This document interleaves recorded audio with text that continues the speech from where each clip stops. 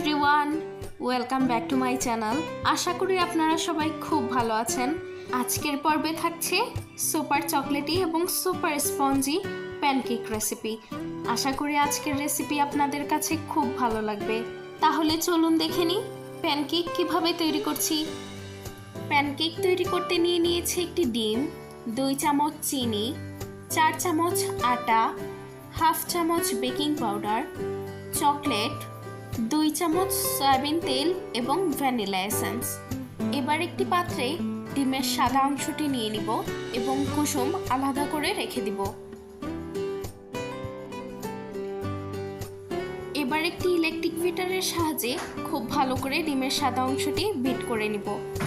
আপনারা চাইলে hand weeks অথবা কাঁটা চামচের সাহায্যেও ডিমের সাদা অংশটি বিট করে নিতে পারেন।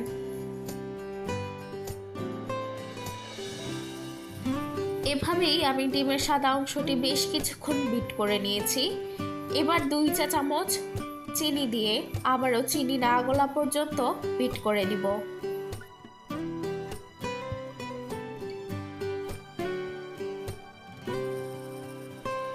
চিনি দিয়েও আমি বেশ কিছুক্ষণ বিট করে নিয়েছি এবং ডিমের সাদা অংশের সাথে চিনি খুব ভালো করে মিশে গেছে। এবার দিয়ে দিব ডিমের কুসুম, সয়াবিন তেল এবং পরিমাণ মতো ভ্যানিলা এসেন্স। এবার খুব ভালো করে মিশিয়ে নিব।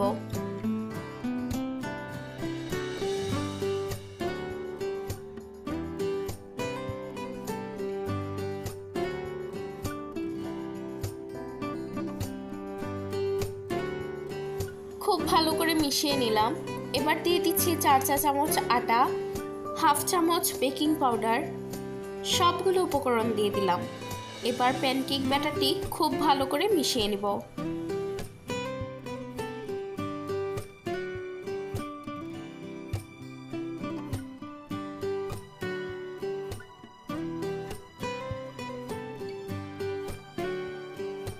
তৈরি হয়ে গেল প্যানকেক ব্যাটার।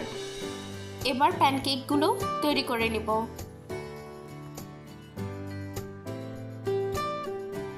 চুলায় একটি ফ্রাই প্যান বসিয়ে দিলাম এবং ফ্রাই প্যানের উপর আমি অল্প পরিমাণে তেল ব্রাশ করে নিয়েছি। এবার প্যানকেক ব্যাটার দিয়ে চকলেট দিয়ে দিব এবং উপরে আরও অল্প পরিমাণে প্যানকেক ব্যাটার দিয়ে চকলেটটি ঢেকে দিব। এই পর্যায়ে আমি চুলার আঁচটি মিডিয়াম লো হিটে রেখে এবং 1 মিনিটের জন্য ঢাকনা দিয়ে ঢেকে এক পাশ গোল্ডেন ব্রাউন কালার করে ভেজে নেব। 1 মিনিট পর ঢাকনাটি খুলে দিলাম। এবার উল্টে দিব এবং আরেক পাশ 30 সেকেন্ডের জন্য ঢাকনা দিয়ে ঢেকে ভেজে তুলে নিব। ঠিক একইভাবে আমি সবগুলো প্যানকেক তৈরি করে নিব।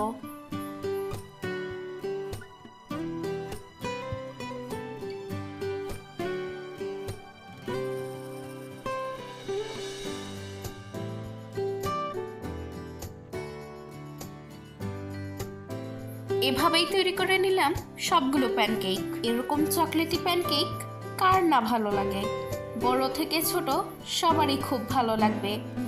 আমি এখানে একটি প্যানকেক ভেঙে দেখাই।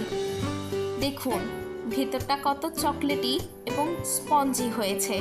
আশা করি আজকের এই রেসিপি আপনাদের কাছে খুব ভালো লাগবে। ভিডিওটি ভালো লাগলে অবশ্যই আমার চ্যানেলটি সাবস্ক্রাইব করে পাশে থাকবেন এবং পুরো ভিডিও দেখার জন্য সবাইকে ধন্যবাদ।